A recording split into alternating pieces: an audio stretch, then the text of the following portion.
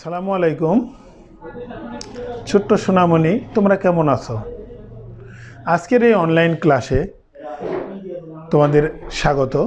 আজকের এই online class আমি মোহাম্মদ আব্দুল করিম খান, সহকারী শিক্ষক, কল্যাণপুর সরকারি প্রাথমিক বিদ্যালয়, কাহালু, বগুড়া। তো আজকে তোমাদের পঞ্চম শ্রেণীর গণিত বিষয়ের চার প্রক্রিয়া সম্পর্কিত 19 শ্রেণীর যোগ্যতা ভিত্তিক কয়েকটি অঙ্কের সমাধান করব। তো তোমরা সবাই এই মুহূর্তে তোমরা খাতা, কলম এবং বই নিয়ে ঝটপট বসে পড়ো এবং আমার সাথে সবাই বোর্ডে লক্ষ্য করো, যেন আমরা অঙ্কটি সঠিকভাবে সুন্দরভাবে সমাধান করতে পারি এবং তোমাদের বোঝাতে পারি। তো আসো বন্ধুরা, আমি আজকের এই যোগ্যতা ভিত্তিক অঙ্কটি কী সেটা আমি একটু পড়ে শোনাই, তোমরা সবাই শুনবে। দেখো,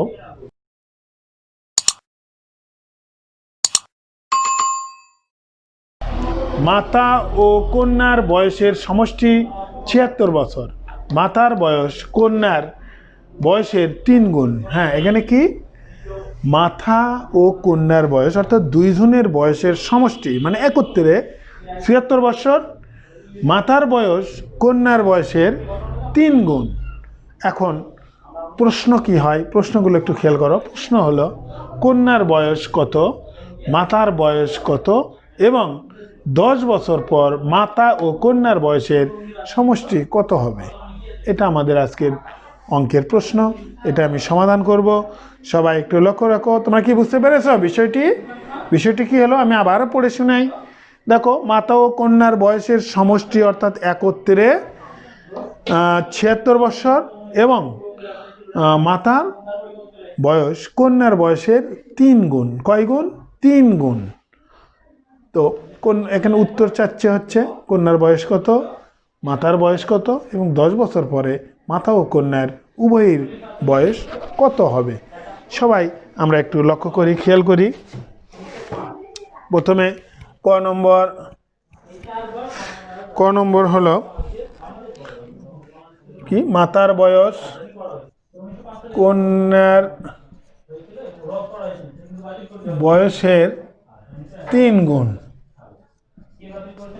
এখন কন্যার বয়স কি হলো? মাতার বয়স কন্যার বয়সের 3 গুণ। এখন কন্যার বয়সের 1 গুণ। ঠিক আছে বন্ধুরা? এখন মাতার বয়স কন্যার বয়সের 3 গুণ, কন্যার বয়স কন্যার বয়সের 1 গুণ। এখন মাতা ও কন্যার বয়সের, অতএব মাতা ও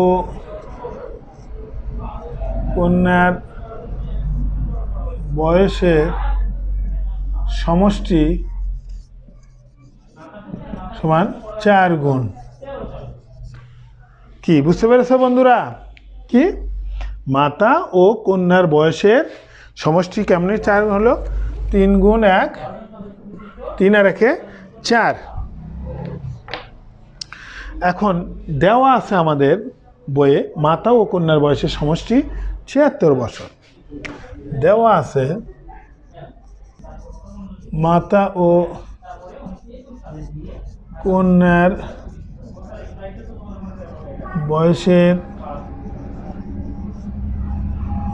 সমান 76 বছর। তাহলে মাথা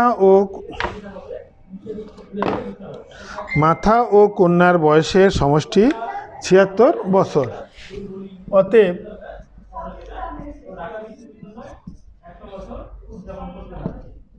কন্যার বয়স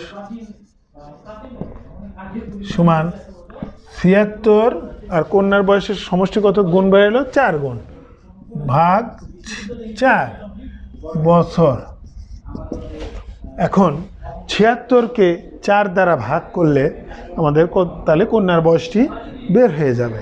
তাহলে 76 ভাগ 4 সমান 19-এর ঘর নামতা পড়ি আমরা, কি 4 19 76। তাহলে আমার কন্যার বয়স কত বের হইল? উত্তর 19 বছর। এটা আমার কন্যার বয়স বের হইল। তাহলে আমরা ক নম্বরে উত্তর পেয়ে গেলাম কি, যেহেতু আমার দেওয়া আছে মাতার বয়স কন্যার বয়সের 3 গুণ, অতএব কন্যার বয়স 1 গুণ, তাহলে মাথা ও কন্যার বয়সের সমষ্টি 4 গুণ।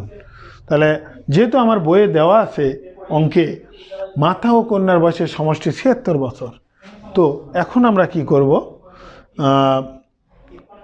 কন্যার বয়সের সমষ্টি যেহেতু যোগ করে পেয়েছি আমরা 4 গুণ, তাহলে অতএব কন্যার বয়স সমান 76 ভাগ 4 সমান 19। তাহলে কন্যার বয়স আমরা পেয়ে গেলাম 19 বছর। আমরা একটু এখানে নোট রাখি, কন্যার বয়স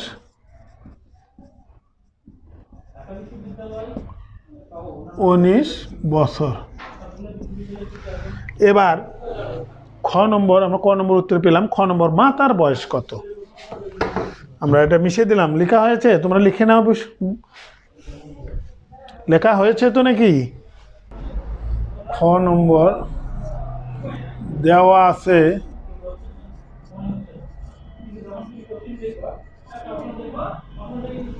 আছে মাথা ও কন্যার বয়সের সমষ্টি কত? 76 বছর। এখন মাথা ও কন্যা দুই জনের বয়সের সমষ্টি 76 বছর। আমরা কন্যার বয়স কিছুক্ষণ আগে পেয়েছি ক নম্বর উত্তরে কত? 19 বছর। তাহলে অতএব মাতার বয়স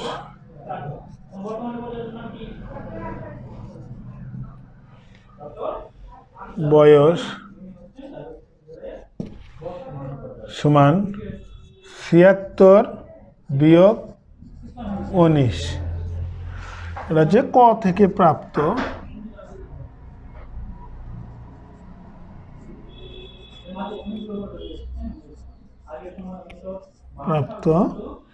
কন্যার বয়স 19 বছর। তাহলে আমরা মাতা ও কন্যার বয়সের সমষ্টি পেয়েছিলাম কত? দেওয়া আছে 76 বছর এবং মাতার বয়স 76 বিয়োগ 19। তাহলে কন্যার বয়স যেহেতু বিয়োগ করলাম, কন্যার বয়স আমরা ক থেকে পেয়েছি 19 বছর। এখন আমরা এটা বিয়োগ করব। 9 আছে কত হলে 16 হবে? 9 আছে কত হলে 16 হবে? 7-এ হাত থেকে 1, 1 আর 1-এ 2, 2 আছে কত হলে 7 হবে? 5, 57 বছর। তাহলে মাতার বয়স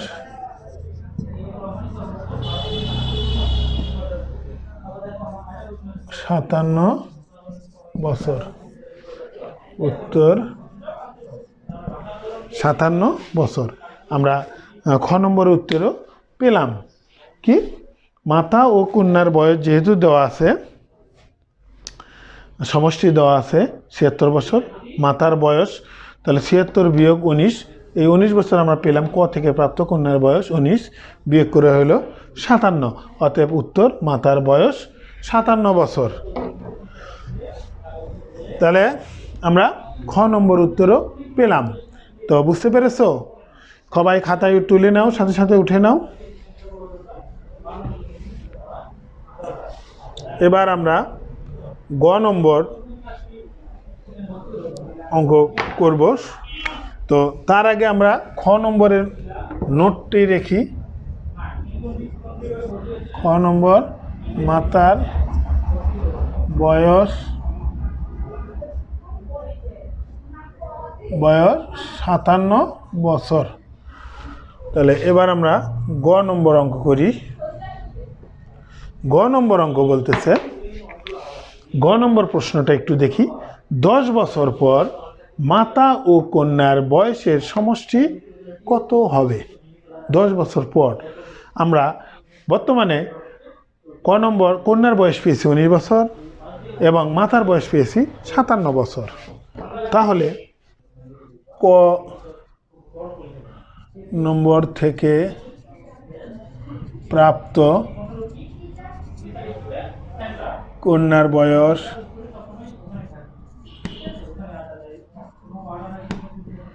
19 বছর,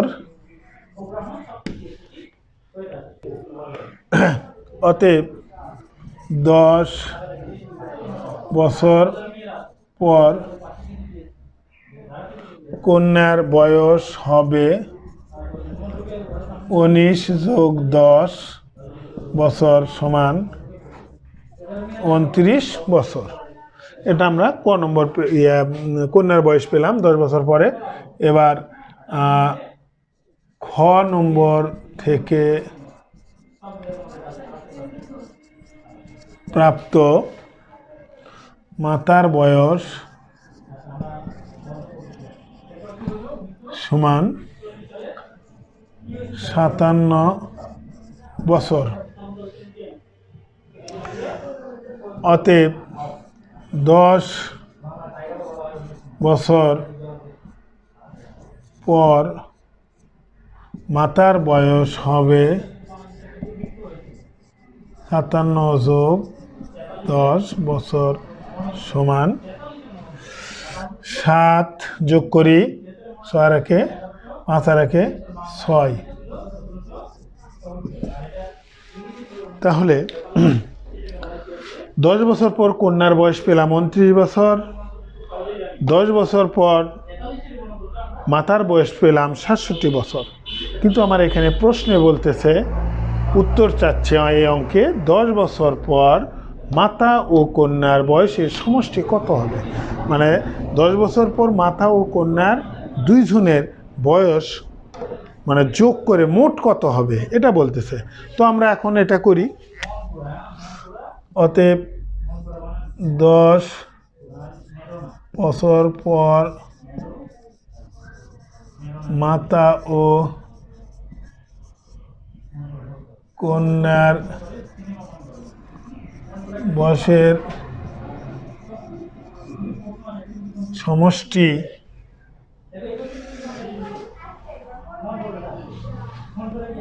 সমান, তাহলে প্রথমে মাতার বয়স পেয়েছি 67 যোগ কন্যার পেয়েছি 29 বছর। এখন আমরা এটা যোগ করব। কি করব? 10 বছর পর তাহলে কত হবে দেখো, 9 আছে, 9 আর 7 কত হয়? 9, 10, 11, 12, 13, 14, 15, 16।